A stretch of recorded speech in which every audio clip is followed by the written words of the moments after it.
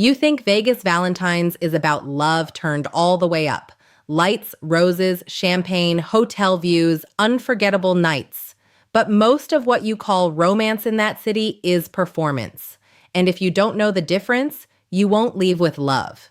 You'll leave with a bill, a hangover, and a deeper confusion about what your heart is really starving for. If you need reminders like this, subscribe now, because you do not need more glitter in your eyes. You need truth in your chest. You need something that pulls you back to reality when the world sells fantasy so aggressively that you start mistaking stimulation for connection and spectacle for meaning. You need a voice that reminds you what's real when everything around you is designed to make fake feel irresistible. Here's what it really means when you say Vegas Valentine's behind the scenes. It means the part nobody posts. It means the moment after the photo, the silence after the laughter, the pressure under the polished surface, the negotiation underneath the charm, the emptiness hiding beneath the event. It means this: when love becomes a production, somebody is always performing, somebody is always paying, and almost nobody is actually present. That is the truth. You see the restaurant, you see the skyline, you see the red dress, you see the expensive room, you see the perfect lighting, the curated table, the wristwatch, the flowers, the slow motion entrance, the smiling couple leaning toward each other like desire can be staged on command. And because you see all that, you think the feeling must be real. You think effort automatically means intimacy. You think if the night looks cinematic enough, it must mean something deeper is happening underneath. No. Sometimes it means two lonely people are renting a fantasy because reality feels too quiet. Sometimes it means a man is trying to buy certainty because he doesn't know how to create connection. Sometimes it means a woman is accepting the experience but not offering the depth. Sometimes it means both people are more committed to the image than the bond. That's called confusing presentation with substance. And Vegas is built on that confusion. That city understands one thing very well. If you can stimulate the senses, most people will stop asking better questions. If it looks expensive, it must be meaningful. If it feels intense, it must be deep. If it photographs well, it must be worth something. That is the trap. Not just in Vegas, in modern romance. Vegas just exposes it faster because the whole place is one giant mirror reflecting human weakness back in neon. You want the truth? A lot of Valentine's experiences in places like that are not about love at all. They are about pressure, pressure to impress, pressure to prove, pressure to keep up, pressure to create a memory big enough to silence the insecurity underneath, pressure to perform romance rather than practice it. And once pressure enters, honesty usually leaves.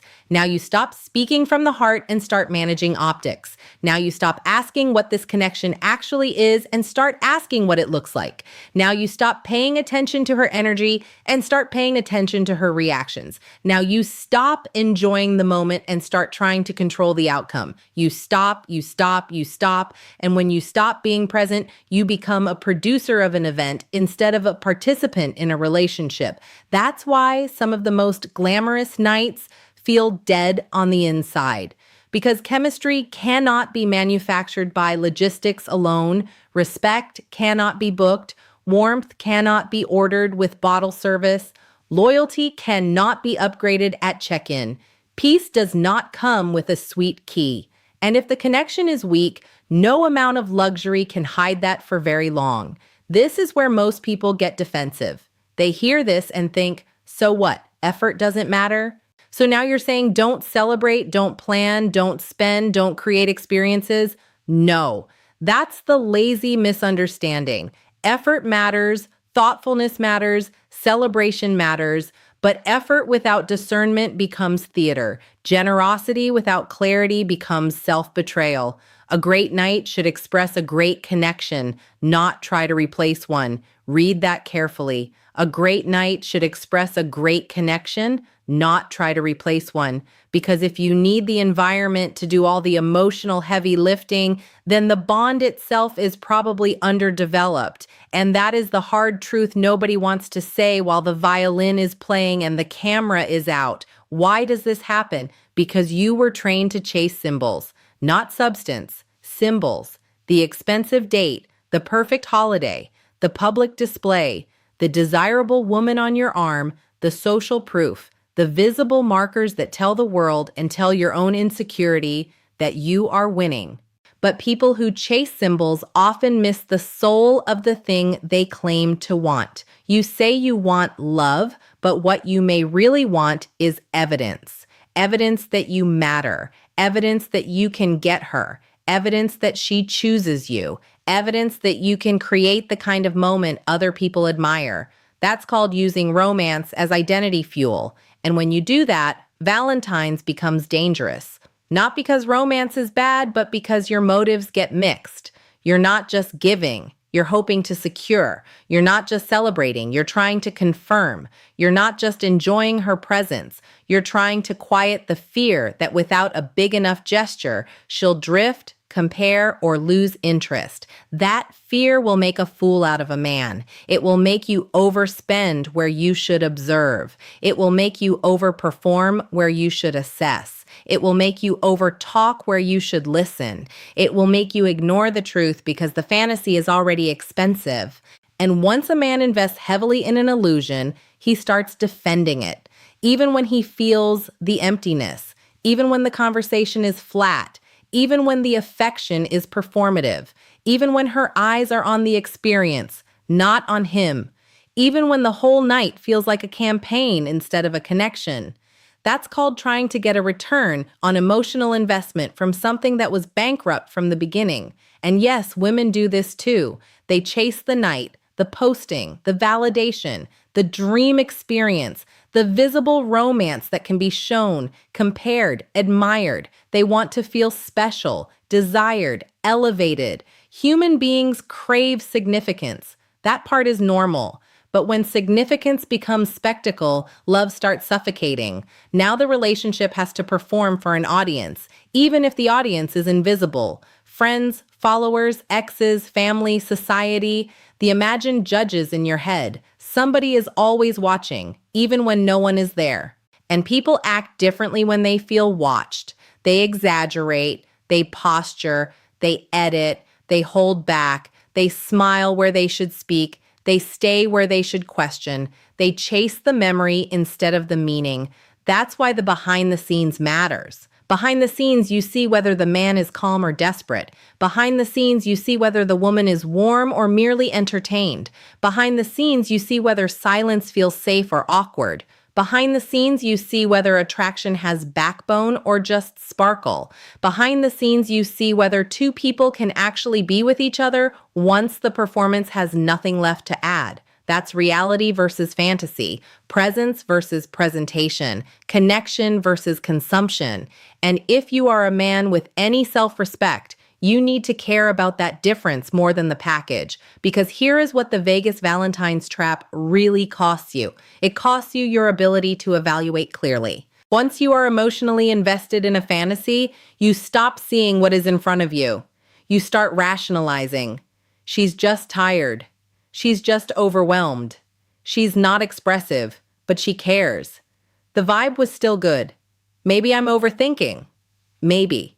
Or maybe your instincts are trying to wake you up before you spend another month, another year, another piece of your dignity trying to create intimacy with someone who only shows up for stimulation. That's a brutal sentence. I know, but some of you need it. Because there is a difference between a woman enjoying your effort and a woman valuing you. There is a difference between a woman being impressed and a woman being invested. There is a difference between attraction to the moment and attraction to the man. If you do not understand that, you will keep confusing access with affection. That's called expensive loneliness. You can be in the nicest room in the city and still feel unseen. You can sit across from beauty and still feel no peace. You can spend money, plan everything, hit every perfect note, and still know in your gut that something is missing. What is missing? Reciprocity, truth, groundedness, the quiet sense that both people are actually there. And this is where you need to become dangerous in the right way, not manipulative, not cold, not cynical. Clear, very clear. You need to become the man who is not hypnotized by spectacle, the man who can enjoy beauty without worshiping it, the man who can create a memorable night without making that night responsible for his worth, the man who understands that if a connection is real, it will survive simplicity, and if it is fake, luxury will only delay the discovery. That is the man. He plans well, but he is not performing. He spends if he chooses, but he is not buying reassurance. He leads the evening, but he does not carry the entire emotional burden alone. He watches, he listens, he notices. He notices how she treats staff. He notices whether gratitude is natural or strategic. He notices whether conversation deepens or stays decorative. He notices whether she is present with him or mainly interacting with the environment. He notices whether the energy settles into trust or keeps reaching for stimulation. And because he notices, he does not get trapped. He is grounded enough to know that romance is not about how much noise you can generate. It is about how much truth you can hold. He is self-respecting enough to know that a beautiful setting cannot compensate for a weak bond. He is secure enough to understand that he does not need to impress a woman into choosing him. If she cannot recognize value without fireworks, then fireworks will not save him. He does not audition. He reveals. He does not beg to be appreciated. He observes whether appreciation is present. He does not confuse effort with obligation. If he gives freely. If he sees misalignment, he adjusts quickly. That's strength. And a lot of men do not live there yet. They live in reaction. They live in hope. They live in image management. They live in this quiet panic that says, if I get everything right, maybe I can secure the feeling I'm missing. No. If you are missing solidity inside yourself, no date in Vegas can give it to you. No holiday can hand it to you. No woman can permanently install it in you. You have to build that. That is the reframe. Vegas Valentines behind the scenes is not really about the city, it's about the test. The test of whether you are a man led by fantasy or a man anchored in reality. The lights just make the test easier to fail. They amplify your weakness if you have weakness. They expose your motives if your motives are mixed. They show you whether you are creating from abundance or compensating from insecurity. So do this. Before you plan anything, tell the truth about the connection, not the potential, not the image, not the chemistry, the connection. Is there peace? Is there reciprocity? Is there mutual investment? Is there admiration in both directions? Does she make space for you or just receive what you offer? Does she ask, give, notice, soften, engage? Or is she mainly evaluating, consuming, and enjoying the ride?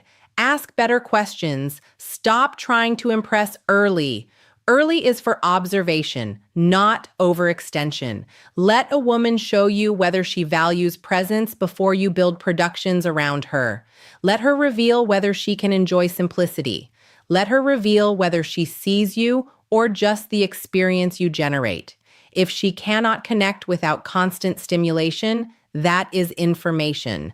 Believe it. Stop outsourcing your confidence to the night. Your confidence should enter the room with you. It should not depend on the table, the bottle, the view, the reservation, or her reaction. If your whole sense of self rises and falls with how impressed she looks, that's called fragile masculinity with a luxury budget. Redirect your effort. Make the evening sharp, not excessive. Thoughtful, not desperate. Intentional, not inflated. You are not trying to overwhelm her senses. You are trying to reveal the quality of the connection. Simplicity with presence beats extravagance with anxiety every time.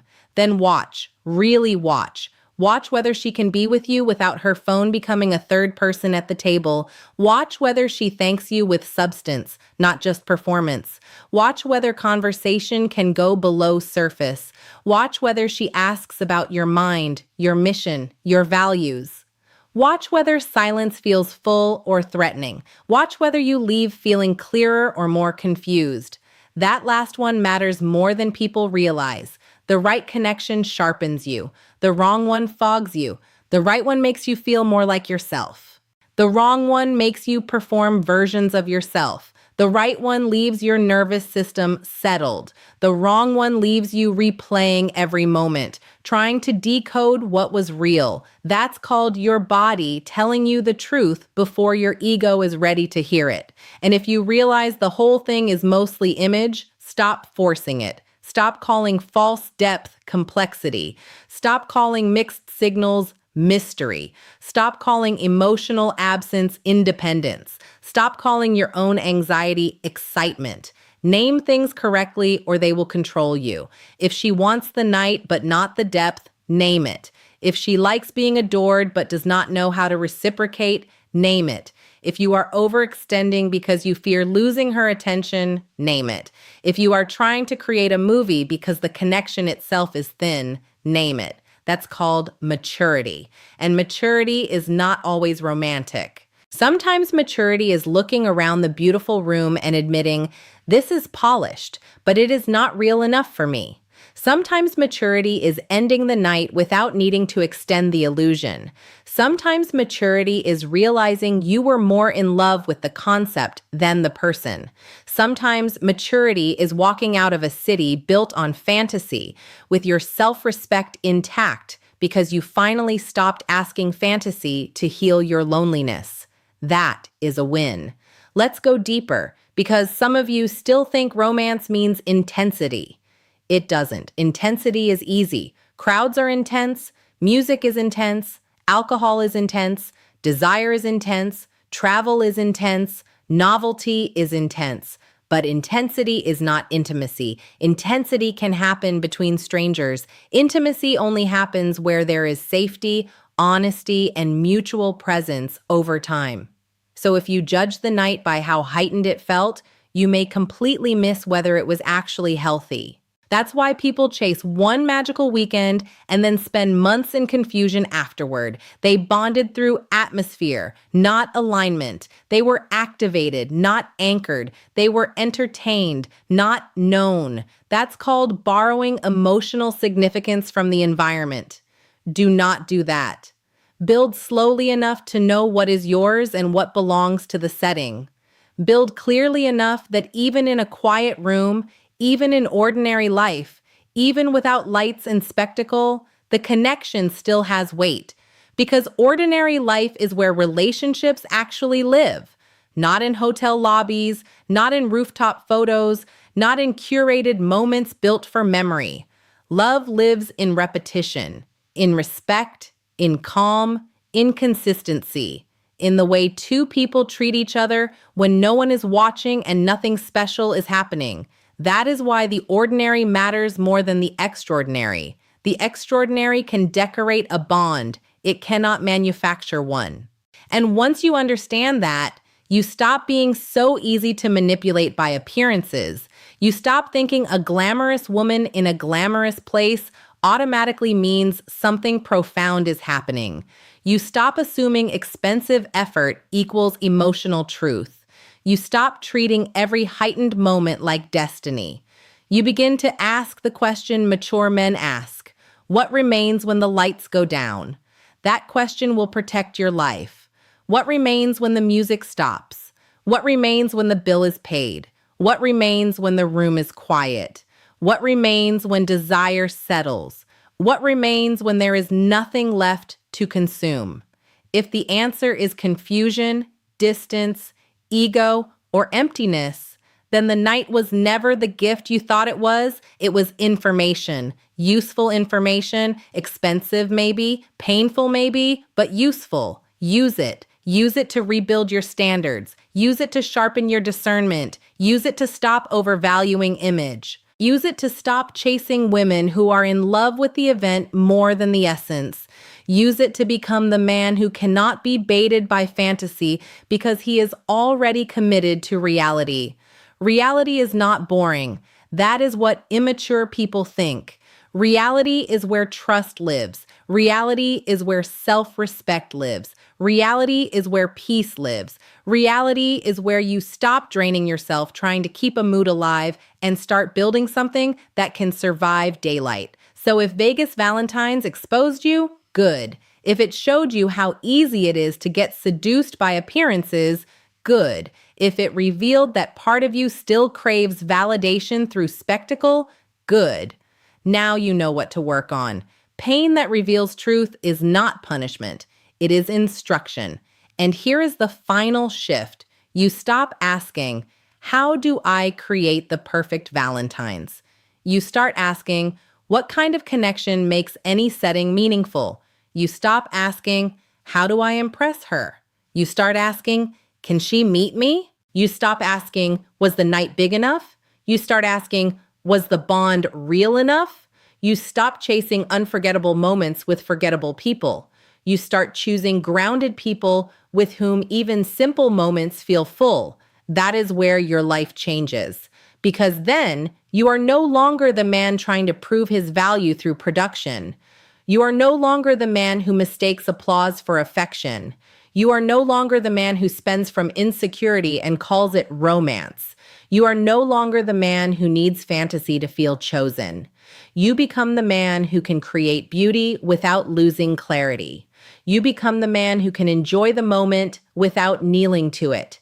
You become the man who keeps his standards in bright lights and in dark rooms. You become the man who knows that the real flex is not what you can rent for a night. The real flex is what you can build in truth. And if you can build truth, then every setting changes. A simple dinner has depth, a walk has tension. A conversation has meaning. A holiday becomes an expression, not a test. Because now you are no longer trying to use romance to fill a hole in your identity.